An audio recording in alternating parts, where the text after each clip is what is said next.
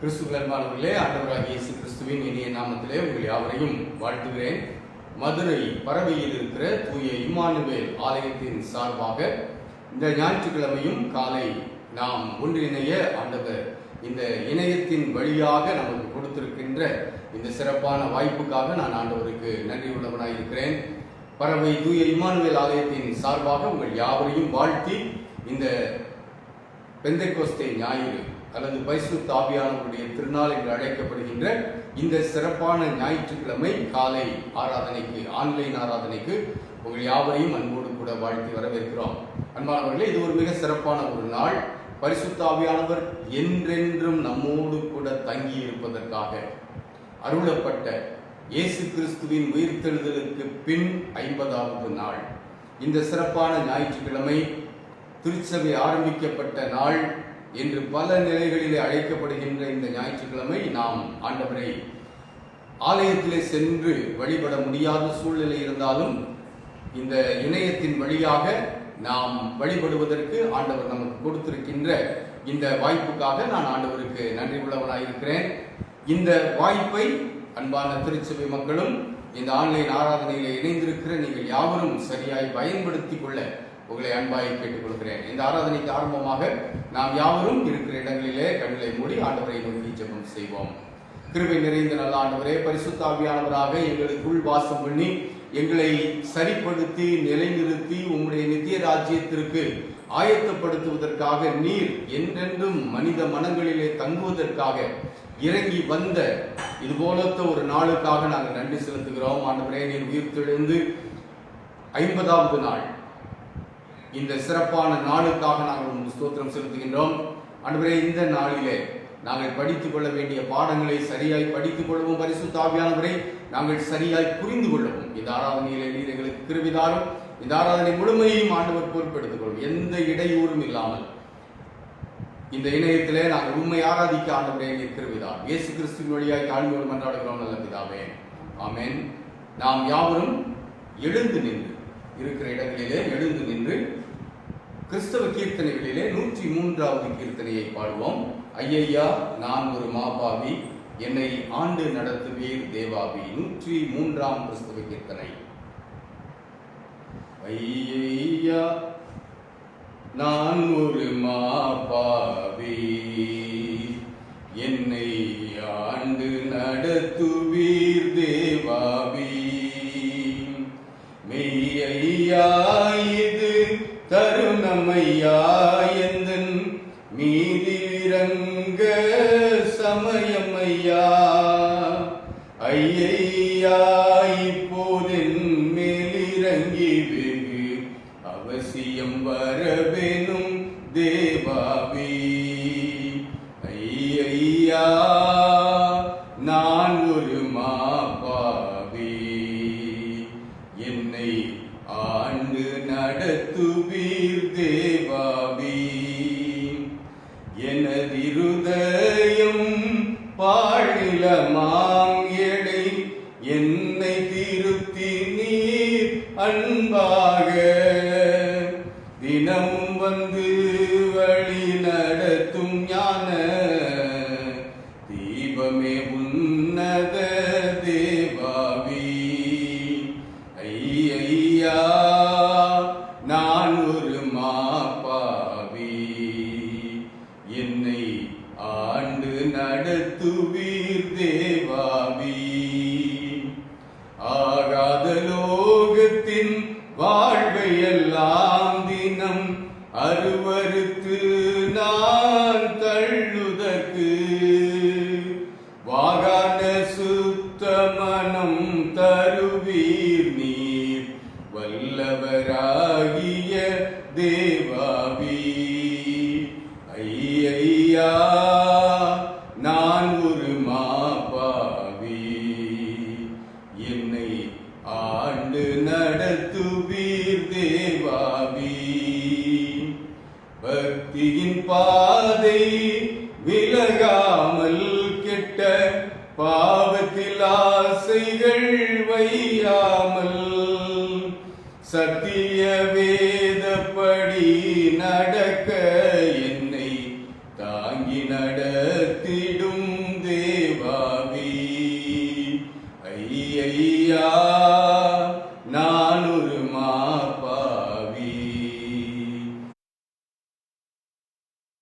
என்னை ஆண்டு நடத்துவீர் தேவாவி. இயேசு கிறிஸ்துவில் நான் சார்ந்து அவர் இடத்திலேயே நம்பிக்கை வைக்க மாசில்லாத துயனே வந்துதவும் நீர் வராமல் தீராதே தேவாவி. ஐயா நான் ஒரு மாபாவி, என்னை ஆண்டு நடத்துவீர் தேவாவி. வேத பாடம் வாசிக்க கேட்போம். 12ஆம் வசனம் முடிய அப்போஸ்தலர் 2:1 முதல் 12 முடிய. பெந்தைகோஸ்தே என்னும் நாள் வந்தபோது அவர்கள் எல்லாரும் ஒருமனப்பட்டு ஓரிடத்திலே வந்திருந்தார்கள்.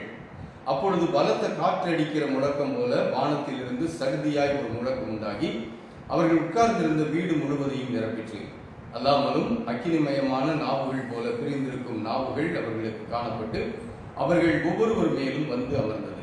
அவர்கள் எல்லாரும் பரிசுத்த ஆவியினாலே நிரப்பப்பட்டு ஆவியானவர் தங்களுக்கு தந்தருளின வரத்தின்படியே வெவ்வேறு பாஷைகளிலே பேசத் தொடங்கினார்கள்.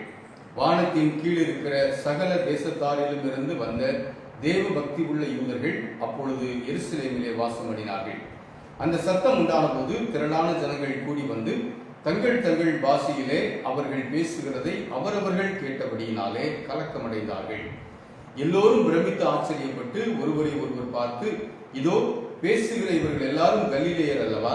அப்படி இருக்க நம்மில் அவரவர்களுடைய ஜென்ம பாஷைகளிலே இவர்கள் பேச கேட்கிறோமே, இது எப்படி?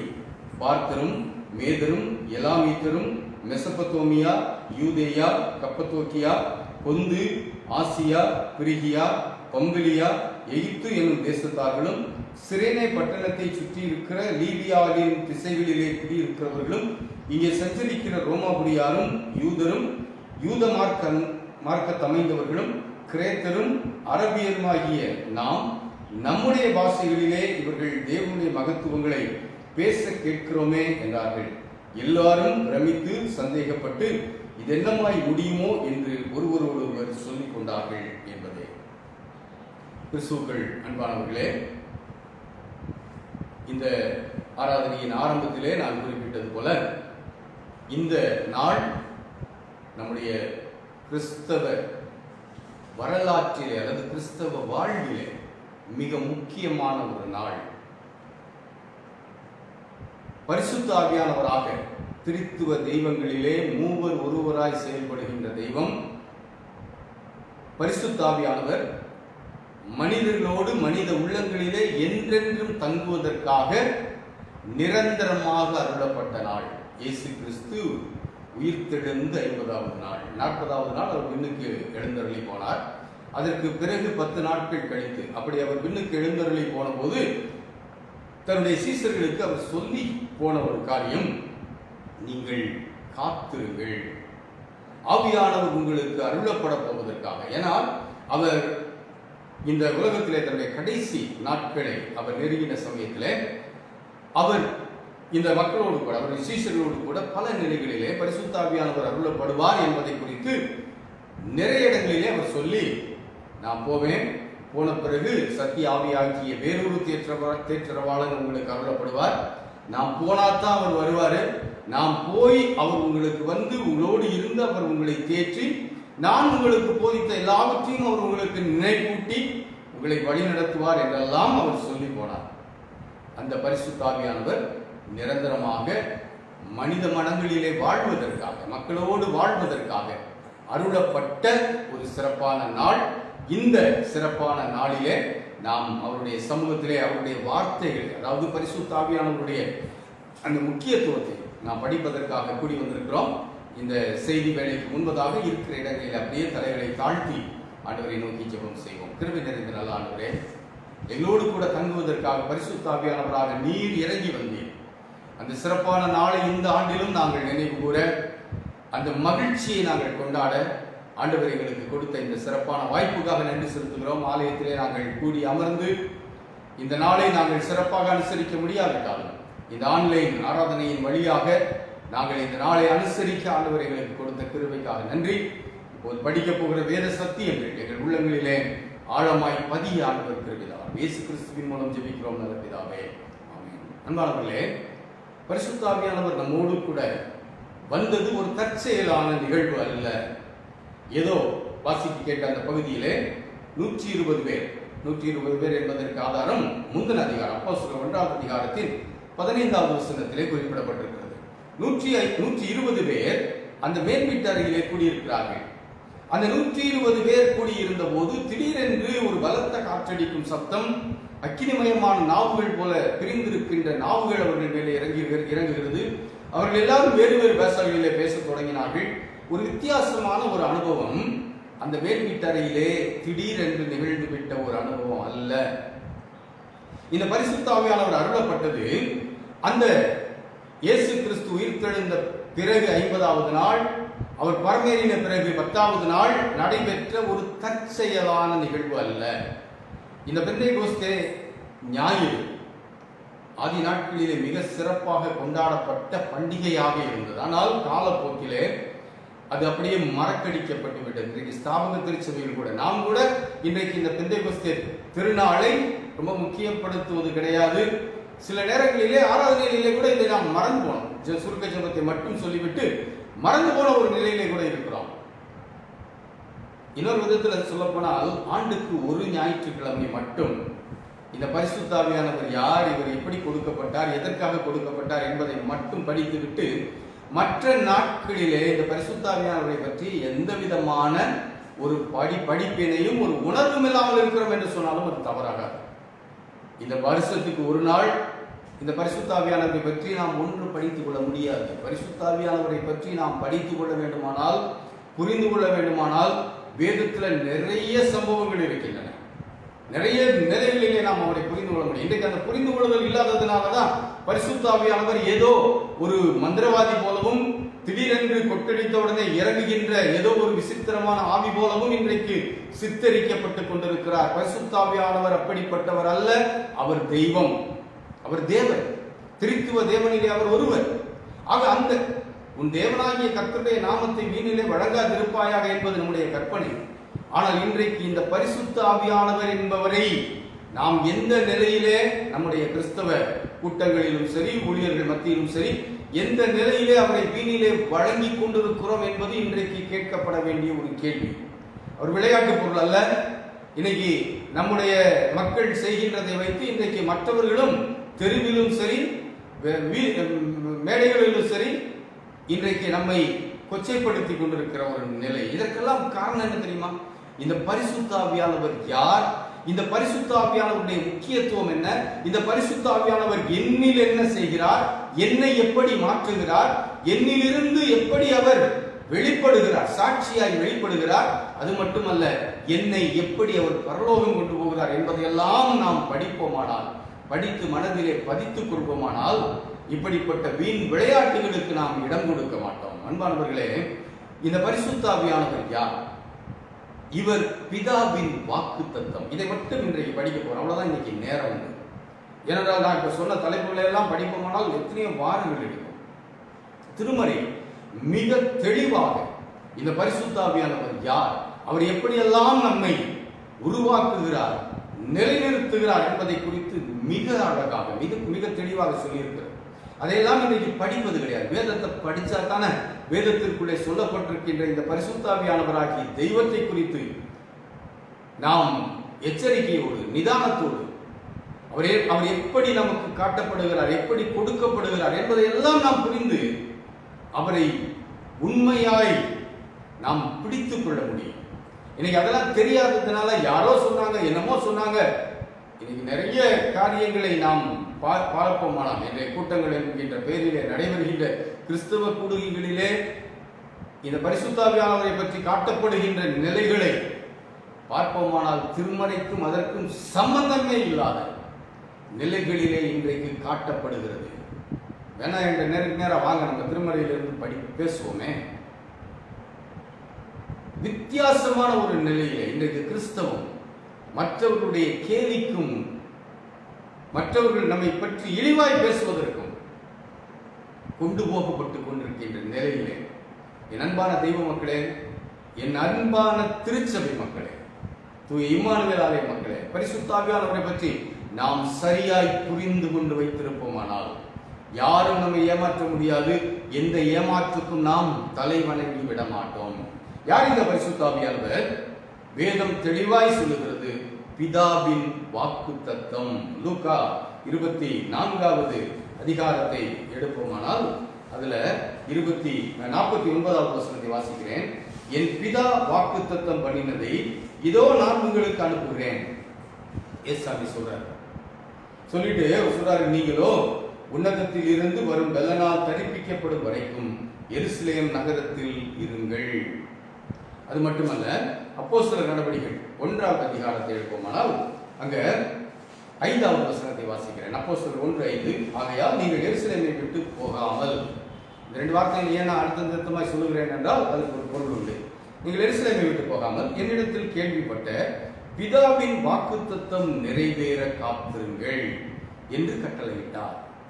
அன்பானவர்களே, இன்னைக்கு வாக்குத்தத்தம் அப்படின்ட்டு வேதத்துல இருக்கிற வசனங்களிலே, அதாவது நாம் என்ன செய்தால், எப்படி வாழ்ந்தால் அதற்கு என்ன ஆசீர்வாதம் என்று ஆண்டவர் கொடுக்கின்ற ஆசீர்வாதங்களை அப்படி கொஞ்சம் கொஞ்சமா எடுத்து ஒட்டி வச்சு ஸ்டிக்கர்ல வச்சுட்டு அல்லது வசன போர்டுகளில் வச்சுட்டு அதை பார்த்து இது தேவன் எனக்கு கொடுத்திருக்கிற வாக்குத்தத்தம். இந்த ஒன்னாம் தேதி இந்த ஆலயத்துல ஒரு வழக்கம் உண்டு. நானும் அதை செய்கிறேன். முன்னால அந்த வசனத்தை எடுத்துட்டு போவாங்க. அதுல ஒரு அரைகுறை வசனம் ஒன்று இருக்கும் அந்த அட்டையில. அந்த அரைகுறை வசனத்தை பிடிச்சிட்டு இதுதான் இந்த வருஷம் எனக்கு வாக்குத்தத்தம். அன்பானவர்களே, அது நாம் என்ன செய்தால் அதனுடைய ஆசீர்வாதமாய் இது கிடைக்கும் என்பது சொல்லப்பட்டிருக்கிற பகுதி. வாக்குத்தத்தம் என்பது என்ன? வாக்குத்தத்தம் என்பது வித்தியாசமானது. வேதத்திலே சில இடங்களிலே வாக்குத்தத்தம் என்பது என்ன என்று நமக்கு தெளிவாய் சொல்லப்பட்டிருக்கிறது. இங்கே பிதாவினுடைய வாக்குத்தத்தமாக நமக்கு கொடுக்கப்படுவது எது? யார்? பரிசுத்த ஆவியானவர். வேதத்துல மொழிபெயர்ப்பு அது பண்ணின சமயத்துல அப்போ இருந்த தமிழ் அப்படி பண்ணியிருக்கிறாங்க. பரிசுத்த ஆவி என்றெல்லாம் இருக்கு. பரிசுத்த ஆவி உங்களிடத்தில் வரும்போது அது ஒரு ஆவி அல்ல, அது ஒரு கோஸ்ட், அந்த மாதிரி ஒரு ஆவி அல்ல. பரிசுத்த ஆவியானவர் என்று வர வேண்டும், வந்திருக்க வேண்டும். அது அந்த நாட்களிலே அவங்களுக்கு இருந்த தமிழ். இந்த மொழிபெயர்ப்பு செய்யும் போது அவர்களுக்கு இருந்த அந்த குறைந்த வசதிகளை வைத்து அப்படி எழுதியிருக்கிறாங்க. மற்றபடி நாம் ஆவியானவர் என்று புரிந்து கொள்வது நல்லது. ஆவியானவர் திரித்துவ தெய்வங்களிலே ஒருவர், பிதா, குமாரன், பரிசுத்த ஆவியானவர். இந்த ஆவியானவர் பிதாவின் வாக்குத்தத்தமாய் கொடுக்கப்பட்டவர். அப்ப இன்னைக்கு நம்ம வாக்குத்தத்தம் எடுத்து வச்சுட்டு இருக்கிறது வாக்குத்தத்தம் இல்ல. பிதாவின் வாக்குத்தத்தம் இன்னொன்று, ஒரு சில வாக்குத்தத்தங்கள் இருக்குது. நித்திய ஜீவனை அளிப்பேன் என்பது அவர் நமக்கு கொடுத்திருக்கிற வாக்குத்தத்தம். நாம் அவருடைய பிள்ளைகளாய் இருக்கிறோம் என்பது அவர் நமக்கு கொடுத்திருக்கிற வாக்குத்தத்தம். இதெல்லாம் வேதத்திலே தெளிவாய் நமக்கு கொடுக்கப்பட்டிருக்கின்றன. அப்படி வாக்குத்தத்தங்கள் என்பன வேற. அது நாம் ஆண்டவருடைய பிள்ளைகளாக இருக்கிறோம் என்பது 2 கொரிந்தியர்ல அந்த வாக்குத்தத்தத்தை படிக்கிறோம். 1 யோவான் 2வது அதிகாரத்தில் நம்ம நித்திய ஜீவனை அவர் நமக்கு கொடுப்பது, அவர் நமக்கு அளித்திருக்கிற வாக்குத்தத்தம் என்று படிக்கிறோம். ஏசாமி சொல்லுகிறார் பிதாவின் வாக்குத்தத்தமாக இந்த பரிசுத்த ஆவியானவரையும் சொல்லுகிறார். அப்ப இந்த பரிசுத்த ஆவியானவரும் பிதாவின் வாக்குத்தத்தமாக நமக்கு கொடுக்கப்பட்டிருக்கிறார். அன்பானவர்களே, யார் இந்த பரிசுத்த ஆவியானவர்? திரித்துவ தெய்வங்களிலே ஒருவரான இந்த பரிசுத்த ஆவியானவர் யார்? பிதாவின் வாக்குத்தத்தம். அப்ப பிதாவின் வாக்குத்தத்தம் நிறைவேற காத்திருங்கள் என்று சொல்கிறார். லூக்காவில் சொல்லும் போது சொன்னாரு, நீங்களோ உன்னதத்தில் இருந்து வரும் பலனால் தரிப்பிக்கப்படும் வரைக்கும் எருசலேமை விட்டு எங்கேயும் போகாதீங்க, இங்கே இருங்க, பயந்து போயிட்டு ஓடிடாதீங்க. அதே போல அப்போஸ்தலர் நடவடிக்கைகள் அவர் எடுத்துக் கொள்ளப்படுவதற்கு முன்னதாக சொன்ன வார்த்தைகள் அவை 1வது அதிகாரத்தின் 5வது வசனம், அடுத்த 2 வசனங்கள்ல அவர் எடுத்துக்கொள்ளப்படுகின்ற சம்பவம் இருக்கிறது. அவர் எடுத்துக்கொள்ளப்படுவதற்கு முன்னதாக அவர் சொல்றாரு, நீங்க காத்துருங்க. ஏன் சொன்னார்? அதுக்கு ஒரு அர்த்தம் உண்டு. இன்னைக்கு காத்திருக்க வேண்டிய அவசியம் இல்லை. சீசர்களை காத்திருக்க சொன்னார். ஏன்? நீங்க பொறுமையா காத்திருந்தா தான் உங்களுக்கு பலன் கிடைக்கும். அப்போஸ்தலர் 1வது அதிகாரம் 8வது வசனத்துல சொல்றாரு பாருங்களேன். லூக்கா 24:49 அவர் சொல்றாரு, உன்னதத்திலிருந்து வரும் பலனால் நீங்கள் தரிப்பிக்கப்படும் வரைக்கும். அப்போஸ்தலர் 1:2 நீங்கள் பலனடைந்து, பரிசுத்த ஆவி உங்களிடத்தில் வரும்போது நீங்கள் பலனடைந்து சாட்சிகளாக இருப்பீர்கள். எல்லா இடங்களிலும் சாட்சிகளாக இருப்பீர்கள். அப்போ அவர் காத்திருக்க சொன்னது என்னத்துக்கு? இப்போ நீங்க பயந்து போயிருக்கிறீங்க, நீங்க இப்போ நடுங்கி போயிருக்கிறீங்க, நானும் எடுத்துக்கொள்ளப்பட போகிறேன். அதுக்கு பிறகு நீங்க அங்க இங்க ஓடாதீங்க. ஓடி போய் எங்க ஆண்டவர் உயிர் திறந்து விட்டார் என்றெல்லாம் நீங்க உங்க சுய பலத்துல எதையும் சொல்லாதீங்க. அப்படியெல்லாம் நீங்க சொல்ல ஆரம்பிச்சீங்கன்னா தோற்று போய் விடுவீர்கள். உங்களுக்குள்ள பரிசுத்தாவியானவர் வரும்போது, எந்த பரிசுத்தாவியானவர்? பிதாவின் வாக்குத்தத்தமான பரிசுத்தாவியானவர் உங்களுக்குள்ள வரும்போது நீங்க பலனடைவீர்கள், சாட்சிகளாக இருப்பீர்கள். உன்னதத்திலிருந்து வரும் பலனால் நீங்கள் தனிப்பிக்கப்படுவீர்கள். அப்ப எவ்வளவு உண்மைகள் அதில் இருக்குதுன்னு பாருங்களேன். அதுக்காக அவர் காத்திருக்க சொன்னார். இன்னைக்கு காத்திருக்க வேண்டிய அவசியம் இல்லை. இன்னைக்கு அந்த பரிசுத்த ஆவியானவர் நமக்குள்ள இருக்கிறார். அதை படிப்போமே விரைவாக. அப்ப பிதாவின் வாக்குத்தத்தம் என்று அவர் சொல்லியிருக்கிறார் என்றால், பிதா எங்க வாக்கு பண்ணியிருக்கிறார்? அந்த கேள்வி கேட்கணும் இல்லையா? என்ன அந்த கேள்வியை நாம் கேட்கும்போது, பிதா எங்கே வாக்கு பண்ணியிருக்கிறார் என்ற கேள்வியை நாம் கேட்போமானால், பழைய ஏற்பாட்டில் நிறைய உண்மைகளை நாம் புரிந்து கொள்ள முடியும். எசேக்கியேல் 36வது அதிகாரம், எசேக்கியேல் தீர்க்கதரிசியின் புத்தகம் 36வது அதிகாரத்தின் 26வது வசனத்தை வாசிக்கிறேன். எடுத்து வாசிங்க. பைபிள் கையெழுத்து வசனங்களை கூட சேர்ந்து படிங்க. உங்களுக்கு நவமான இருதயத்தை கொடுத்து உங்கள் உள்ளத்திலே புதிதான ஆவியை கட்டளையிட்டு கல்லான இருதயத்தை உங்கள் மாம்சத்திலிருந்து எடுத்து போட்டு சதையான இருதயத்தை உங்களுக்கு கொடுப்பேன். இந்த வசனத்தில் அவர் சொல்றத பாருங்க. உங்கள் உள்ளத்திலே புதிதான ஆவியை கட்டளையிட்டு, உங்கள் உள்ளத்திலே புதிதான ஆவியை கட்டளையிடுவேன். பிதாவின் வாக்குத்தத்தம் எசேக்கியேல் தீர்க்கதரிசியின் காலத்திலேயே சொல்லப்பட்டிருக்கிறது. 27வது வசனம், உங்கள் உள்ளத்திலே என் ஆவியை வைத்து. ஆண்டவருடைய ஆவி, பரிசுத்த ஆவியானவர், உங்கள் உள்ளத்திலே என்னுடைய ஆவியானவரை நான் வைப்பேன் என்று எசேக்கியேல் தீர்க்கதரிசியின் காலத்திலேயே சொல்லியிருக்கிறார். அது மட்டும் இல்ல, ஏசாயா தீர்க்கதரிசியின் காலத்தில் அவர் சொன்னார். ஏசாயா 44வது அதிகாரத்தின் 3வது வசனம், தாகமுள்ளவன் மேல் தண்ணீரையும் வறண்ட நிலத்தின் மேல் ஆறுகளையும் ஊற்றுவேன், உன் சந்ததியின் மேல் என் ஆவியையும் உன் சந்தானத்தின் மேல் என் ஆசீர்வாதத்தையும் ஊற்றுவேன். உன் சந்ததியின் மேல் என் ஆவியானவரை நான் ஊற்றுவேன் என்று ஏசாயாவின் காலத்திலும் ஆண்டவர் வாக்கு பண்ணியிருக்கிறார். அது மட்டுமல்ல, யோவேல் தீர்க்கதரிசியின் காலத்திலும், யோவேல் தீர்க்கதரிசியின் புத்தகம் 2வது அதிகாரம் 28-29வது வசனங்கள், யோவேல் 2:28-29வது வசனங்களிலே, அதற்கு பின்பு நான் மாம்சமான யாவர் மேலும் என் ஆவியை ஊற்றுவேன், அப்பொழுது உங்கள் குமாரரும் உங்கள் குமாரத்தைகளும் தீர்க்க தரிசனம் சொல்வார்கள், உங்கள் மூப்பர் சொப்பனங்களையும் உங்கள் வாலிபர் தரிசனங்களையும் காண்பார்கள், ஊழியக்காரர் மேலும் ஊழியக்காரிகள் மேலும் அந்நாட்களிலே என் ஆவியானவரை நான் ஊற்றுவேன். இங்க சொல்றார் பாருங்க, மாம்சமான யாவர் மேலும். இதுல ஒரு சின்ன புரிந்து கொள்ளுதல் நமக்கு வேணும். ஏன் மாம்சமான யாவர் மேலும் என்ற வாக்கு இங்கே கொடுக்கப்படுகிறது என்றால், பழைய ஏற்பாட்டின் நாட்களிலே பரிசுத்த ஆவியானவர் வந்து போகிறவராக காணப்பட்டார். வந்து போகிறவர் என்றால், ஒரு நபரை அவர் ஒரு பிரத்யேகமான வேலைக்கு ஆயத்தப்படுத்தும் போது அந்த நபர் மேல் வந்து இறங்குவார். அந்த வேலை முடிந்தவுடனே அந்த நபரை விட்டு போய்விடுவார். நிரந்தரமாக ஒரு மனிதனுக்குள் வாசம் பண்ணுகிறவராக பழைய ஏற்பாட்டின் நாட்களிலே பரிசுத்த ஆவியானவர் சொல்லப்படவில்லை. ஆகையினாலே தான் யோவேல் தீர்க்கதரிசியின் காலத்திலே யோவேல் தீர்க்க தரிசனம் உரைத்த போது ஆண்டவர் அவருடைய ஜனங்களுக்கு வாக்குத்தத்தமாக சொல்லுகிறார், மாம்சமான யாவர் மேலும். இப்போ நீங்க பார்த்திருக்கிறீங்க, ஒரு சிலருடைய மேல மட்டும் வந்து இறங்கி போனவராக அவர் இருக்கிறார், ஒரு குறிப்பிட்ட வேலையை செய்து முடிப்பதற்காக. ஆனால் கடைசி நாட்கள், அதாவது ஆண்டவர் மகிமை அடைந்து விண்ணுக்கு எழுந்த பிறகு, நான் எல்லார் மேலும் என் ஆவியை ஊற்றுவேன்.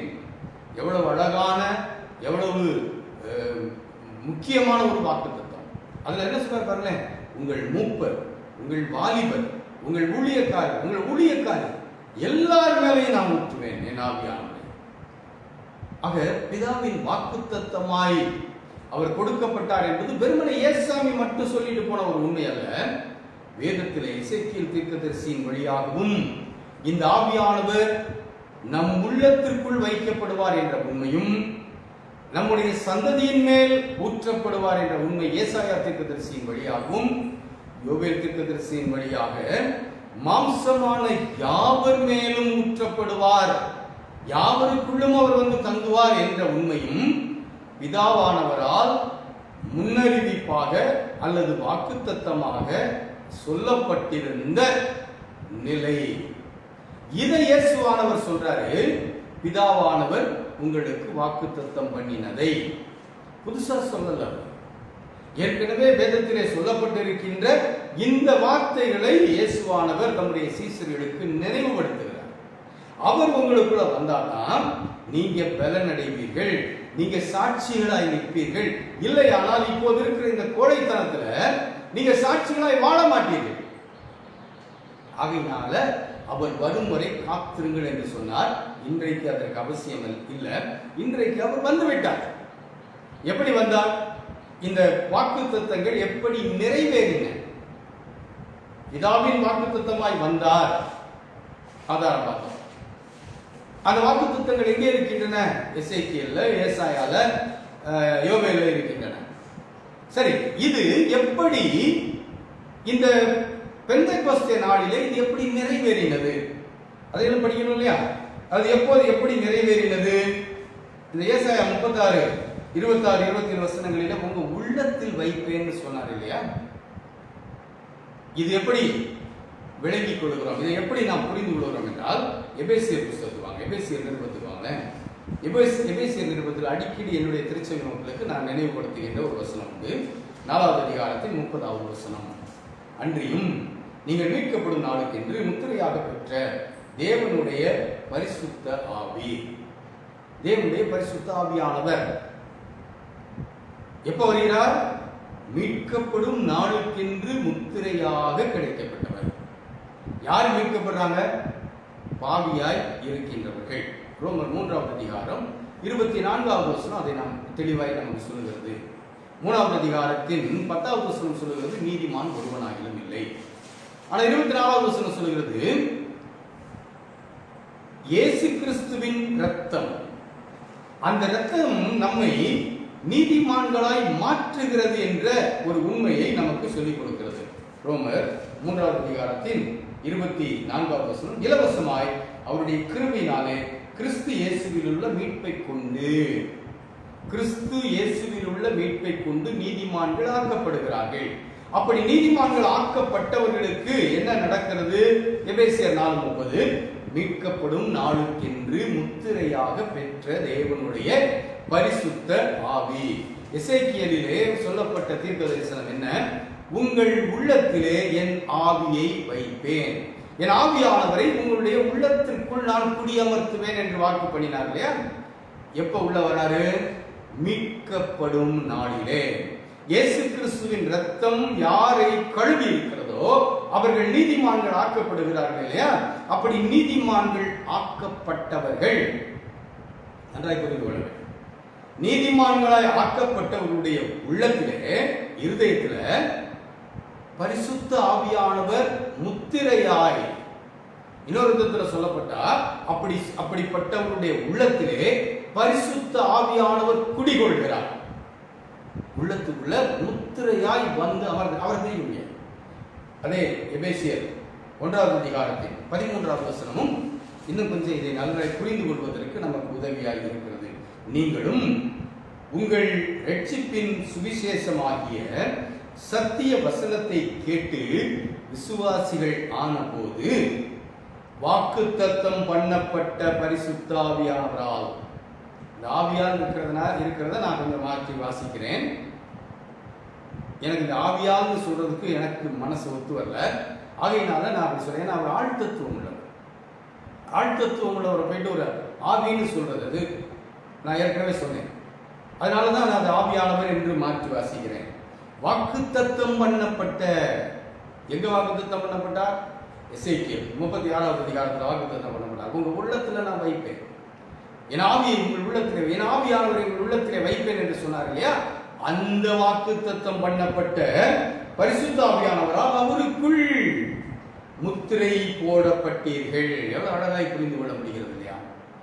அப்ப இந்த வாக்குத்தத்தமாய் வந்த பரிசுத்த ஆவியானவர் இயேசு கிறிஸ்து உயிரோடு எழுந்து 50வது நாள் ஏதோ தற்செயலாய் அந்த மேல் வீட்டறையிலே கூடியிருந்த 120 பேருக்கு சில அடையாளங்களும் அற்புதங்களின் மூலமாய் வந்து இறங்கி போனவர் அல்ல, என்றென்றும் மனித உள்ளங்களிலே தங்குவதற்காக மீட்கப்பட்ட நீதிமான்களாய் மாற்றப்பட்டவர்களுடைய உள்ளத்திலே வந்து தங்குவதற்காக அருளப்பட்ட பரிசுத்த ஆவியானவர்.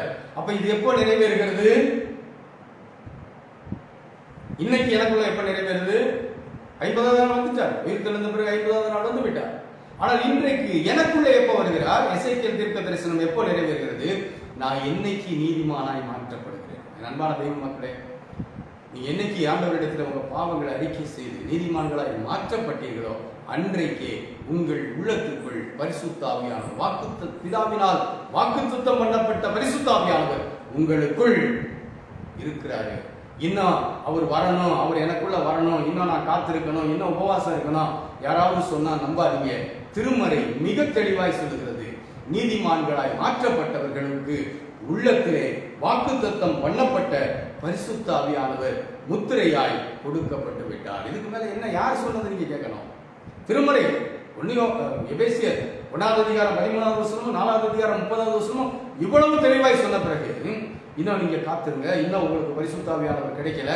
நம்மளை பார்த்து சொல்லுவாங்க, உங்களுக்குள்ள பரிசுத்த ஆவியானவர் இன்னும் வரல, நீங்க வரணும்னா வாங்க, எங்க சபைக்கு வாங்க, வந்து காத்துருங்கன்னு சொன்னா பின்னால போகாதீங்க.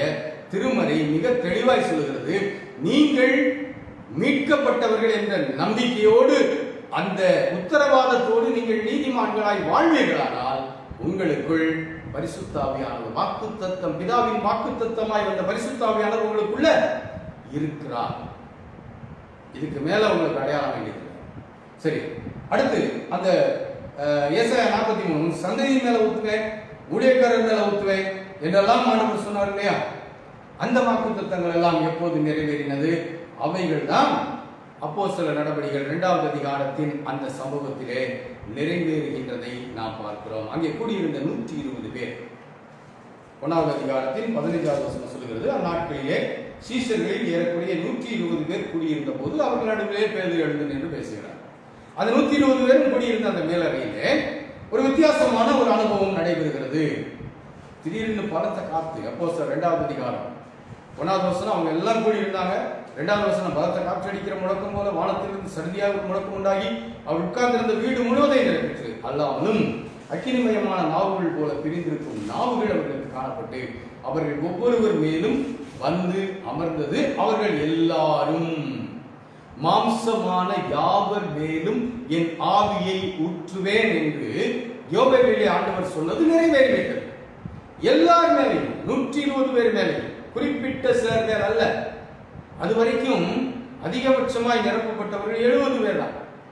ஆனா இங்க 120 பேர் மேல், பழைய ஏற்பாட்டில் அதிகபட்சமா 70 பேர் மேலதான் இறங்கி இருந்தாங்க. ஆனா இங்க கூடியிருந்த 120 பேர் மேலையும் எந்த பாரபட்சமும் இல்லாமல் இறங்கினார். மாம்சமான யாவர் மேலும் இறங்கின பிறகு அவங்க பாருங்களேன், அவர் ஜென்ம பாசைகளிலே தேவனுடைய மகத்துவங்கள் பின்னால் ஒரு பெரிய கூட்டம் ஜனம் இருக்குது. அந்த பண்டிகைக்கு வந்திருந்த ஜனங்கள், இந்த மக்கள் அவங்க ஜென்ம பாசையில தேவ மகத்துவங்களை பேச கேட்டு பிரமித்து இது என்னவா முடியுமோன்னு கலங்கி போய் போனாங்க. பேதுரு எழுந்திருக்கிறாரு. 14 இருந்து 18 வரைக்கும் உள்ள வசனங்கள்ல பேதுரு பாருங்களேன். அப்பொழுது பேதுரு 11 கூட நின்று அவர்களை நோக்கி உரத்த சத்தமாய், யூதர்களே, எருசலேமில் வாசம் பண்ணுகிற ஜனங்களே, நீங்கள் எல்லாரும் அறிந்து கொள்வீர்களாக, என் வார்த்தைகளுக்கு செல்வீர்கள். நீங்கள் நினைக்கிறபடி இவர்கள் வெறி கொண்டவர்கள் அல்ல. பொழுது விடிந்து 3ஆம் மணி வேலையாயிருக்கிறது. தீர்க்கதரிசி ஆகிய யோவேலினால் உரைக்கப்பட்டபடியே இது நடந்தேறுகிறது. கடைசி நாட்களில் என் மாம்சமான யாவர் மேலும் என் ஆவியை ஊற்றுவேன். அப்பொழுது உங்கள் குமாரரும் உங்கள் குமாரத்தையும் தீர்க்க தரிசனம் சொல்வார்கள். உங்கள் வாலிபர் தரிசனங்களை அடைவார்கள். உங்கள் மூப்பர் சொப்பனங்களை காண்பார்கள். என்னுடைய ஊழியக்காரர் மேலும் என்னுடைய ஊழியக்காரி மேலும் நாட்களிலே என் ஆவியை ஊற்றுவேன். அப்பொழுது அவர்கள் தீர்க்க தரிசனம் சொல்லுவார்கள் என்பதை குறிப்பிட்டு காட்டுகிறார். அப்ப அப்ப யோவேல் தீர்க்கதரிசி சொன்னது, ஏசாயாவிலே உங்கள் சந்ததியின் மேல் என் ஆவியை ஊற்றுவேன் என்று சொன்னதெல்லாம் இந்த அப்போஸ்தலர் நடவடிக்கைகள் 2ஆம் அதிகாரத்திலே நிறைவேறுகிறதை நாம் பார்க்கிறோம். நிறைவேறிடுச்சு. இனிமேலும் நிறைவேறணும் அவசியம் இல்லை. இப்போது எப்ப நிறைவேறும்? ஏற்கனவே நம்ம பார்த்தோம் இல்லையா? யார் மீட்கப்படுகிறார்களோ, யார் இயேசு கிறிஸ்துவின் ரத்தம் கழுவுவதற்கு எங்களுக்கு இடம் நான் கொடுக்கிறேன்னு சொல்லி ஆண்டவருடைய கரத்திற்குள் வருகிறார்களோ அவர்கள் உள்ளத்திலே இந்த ஆவியானவர் ஊற்றப்படுகிறார். எசேக்கியேல் சொன்னார் இல்லையா, உங்கள் உள்ளத்திலே என் ஆவியை வைப்பேன், மாம்சமான யாவர் மேலும் என் ஆவியை ஊற்றுவேன். பிதாவின் வாக்குத்தத்தமாய் அருளப்பட்டவர் பரிசுத்த ஆவியானவர். பிதாவின் வாக்குத்தத்தம் என்ன? உங்க உள்ளத்துக்குள்ள ஆவியை வைப்பேன். யார் மீட்கப்படுகிறார்கள்? எபேசியர் 1:13, எபேசியர் 4:30. யார் ஆண்டவருடைய வசனத்தின் மேல் நம்பிக்கை வைத்து ஆண்டவரை ஏற்றுக்கொண்டு அவருடைய அடியவர்களாய் மாறுகிறார்களோ அவருடைய உள்ளத்திலே முத்திரையாய் இந்த ஆவியானவர் கொடுக்கப்படுகிறார். எசேக்கியேல் வாக்குத்தத்தம் நிறைவேறுகிறது. அதே போல ஏசாயாவிலே உங்கள் சந்ததியின் மேல் ஊற்றுவேன், யோவேலிலே மாம்சமான யாவர் மேலும் ஊற்றுவேன். அது அப்போஸ்தலர் நடவடிக்கைகளின் புத்தகம் 2ஆம் அதிகாரத்திலே சொல்லப்பட்ட அந்த 50ஆவது நாள், இயேசு கிறிஸ்து உயிர்த்தெழுந்த 50ஆவது நாள், அவர்கள் பண்டிகை கொண்டாட கூடியிருந்த போது அந்த மேல் வீட்டறையில் இருந்த 120 பேர் மேலும் ஆவியானவர் இறங்கி, அதற்கு பிறகு கூட்டம் கூட்டமாய் மனம் திரும்பின இயேசு கிறிஸ்துவை விசுவாசித்து ஏற்றுக்கொண்ட யூதர்கள் மட்டுமல்ல புறஜாதிகளுக்கும் இந்த பரிசுத்த ஆவியானவர் அருளப்படுகின்ற சம்பவம் அப்போஸ்தலர் நடவடிக்கைகளை நம்ம ஃபுல்லா படிக்கிறோம் இல்லையா? ஆக பிதாவின் வாக்குத்தத்தமாய் வந்தவர் இந்த பரிசுத்த ஆவியானவர். யார் இந்த பரிசுத்த ஆவியானவர்? திருத்துவ தெய்வங்களிலே ஒருவர் மட்டுமல்ல, பிதாவின் வாக்குத்தத்தமாய் எனக்குள் இருந்து என்னை சரிப்படுத்த. இன்னும் நிறைய நம்ம படிக்கலாம். எதற்காக இந்த வாக்குத்தத்தமானவர் கொடுக்கப்பட்டார் என்பதை குறித்து நாம் வாய்ப்பிருந்தால் படிப்போம். ஆக இன்றைக்கு நாம் படித்திருக்கிற இந்த உண்மையை மட்டும் நீங்க மனசுல பதிச்சுக்கோங்க. பிதாவின் வாக்குத்தத்தமாய் வந்தவர். அப்போஸ்தலர் நடவடிக்கைகள் 2ஆவது அதிகாரத்தில் சொல்லப்பட்ட அந்த சம்பவம் தற்செயலாய் விபத்தாய் நிகழ்ந்துவிட்ட ஒரு சம்பவம் அல்ல. அது பிதாவின் வாக்குத்தத்தத்தின் நிறைவேறுதல்.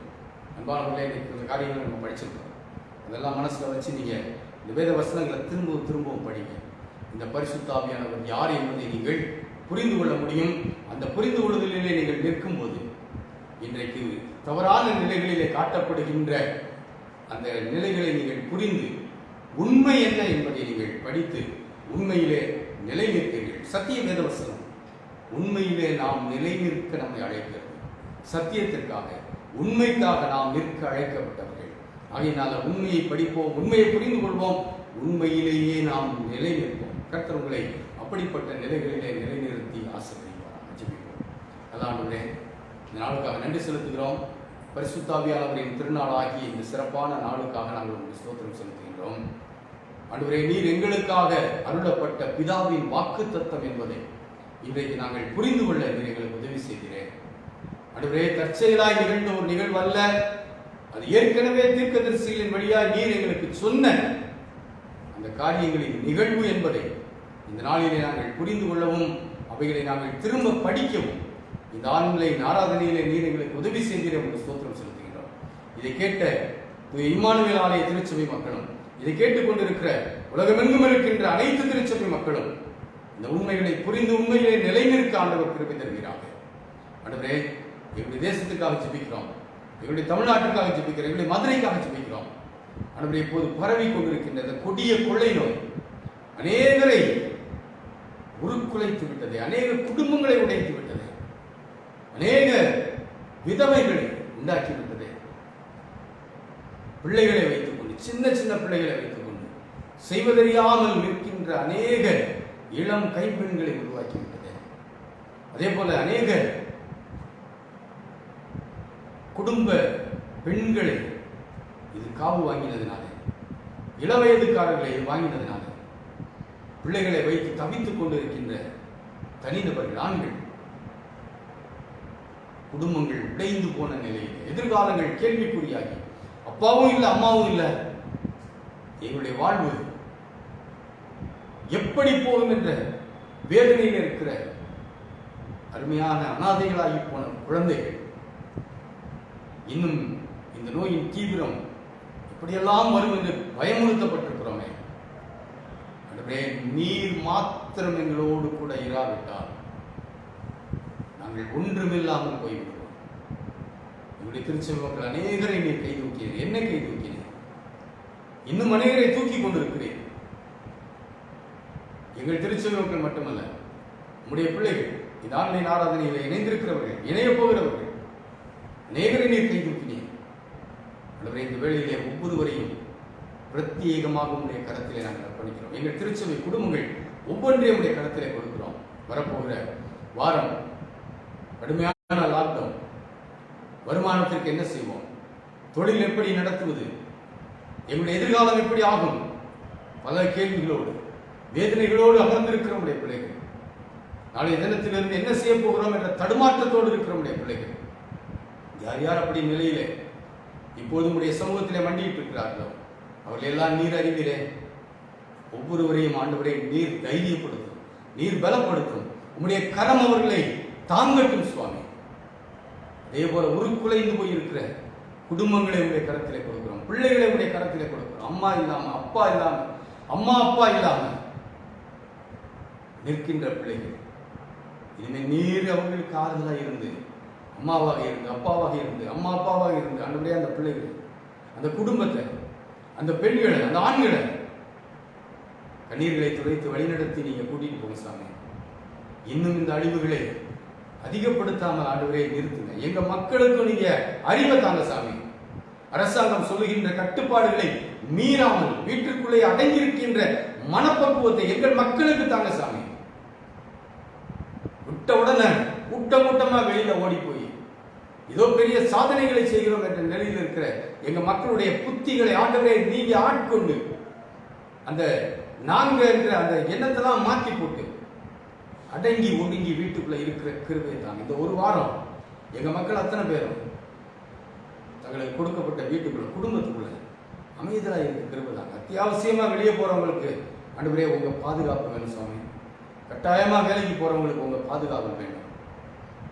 அப்படிப்பட்டவங்களுக்கு உங்க எதிர்ப்பு சக்தியை அவங்க சரீரத்துல கொடுங்க சாமி. எங்க மக்கள் ஆண்டவரே உங்க பிள்ளைய சாமி, ஆண்டவரே அவங்களுக்கு நீங்க கிருபையா இறங்குங்க. உங்க வேதனைகளை எல்லாம் மாத்துங்க, தேவைகளை எல்லாம் சந்திங்க. இந்த பயத்துல இருந்து விடுதலை ஆகுங்க. ஒவ்வொருத்தருடைய சரீரத்துல நல்ல எதிர்ப்பு சக்தியை தாங்க சாமி. எதிர்ப்பு சக்தியை கொடுத்து ஒவ்வொருவரையும் நிலைநிறுத்தி பொருளாதார ரீதியாக உடைய பிள்ளைகள் எந்த கஷ்டங்களும் படாம இருக்கிற நிலையில சந்தோஷமாய் வாழ்வதற்குரிய வாழ்வாதாரங்களை ஆண்டவரே நீங்க அவங்களுக்கு அமைச்சு கொடுத்து ஆசீர்வதிச்சு வழி நடத்துங்க. தூய இம்மானுவேல் ஆலயத்தின் அனைத்து காரியங்களையும் ஆண்டவர் கரத்துல தருகிறோம். ஆசீர்வதிங்க ஆண்டவரே. எங்க மக்களுக்கு மட்டும் இல்ல, இந்த ஆன்லைன் ஆராதனையில இணைந்திருக்கின்ற, இதை கேட்க போகிற ஒவ்வொருத்தருக்கும் இந்த ஆசீர்வாதங்களை நீங்க கொடுங்க. நாங்க உமக்கென்று வாழ, உமக்கென்று நிலை நிற்க, கலங்காம தைரியமா அரசாங்கத்தின் உத்தரவுகளுக்கு கீழ்ப்படிந்து ஒன்றிணைந்து நாங்கள் இந்த கொள்ளை நோய்க்கு எதிராக அரசாங்கம் சொல்லுகின்ற நிலைகளிலும் போராட உங்க ஒத்தாசையோடு நாங்க வெற்றி வாழ்வு அனுபவிக்க எங்களுக்கு இருக்கிறது. எங்களை அப்படியே உங்க கையில தரோம் சாமி. எங்களை அப்படியே ஏற்றுக்கோங்க. இயேசு கிறிஸ்துவின் மூலம் தாழ்வோடு ஜெபிக்கிறோம் நல்ல பிதாவே. நம்முடைய ஆண்டவராக இயேசு கிறிஸ்துவின் கிருபையும் பிதாவாகிய தேவனுடைய அன்பும் பரிசுத்தாவியானவருடைய ஐக்கியமும் ஆசீர்வாதம் வழி நடத்துதலும் உங்கள் ஒவ்வொருவரோடும் என்றென்றும் தங்கியிருப்பதாக. தெய்வ ஆசீர்வாதத்தோடு அடியாரை அனுப்பும் வார்த்தை என்னும் அப்பத்தாலே போஷித்து வளர்ப்பியும் இப்போதும் தேடி வந்து மனதார போற்றினோம். மோட்சலோகத்தில் கழித்து உம்மை வாழ்த்தி தொழுவோம். ஆமென். கர்த்தர் உங்களோடு இருந்து உங்களை ஆசீர்வதித்து உங்களை நிறைவாய் வழி நடத்துவாராக. ஆமென். ஆண்டவர் சித்தமான வருகிற ஞாயிற்றுக்கிழமையும் காலை 9:30 மணிக்கு ஆன்லைன் ஆராதனையிலே நாம் ஆண்டவரை வழிபடுவோம். கர்த்தர் உங்களை ஆசீர்வதிப்பாராக.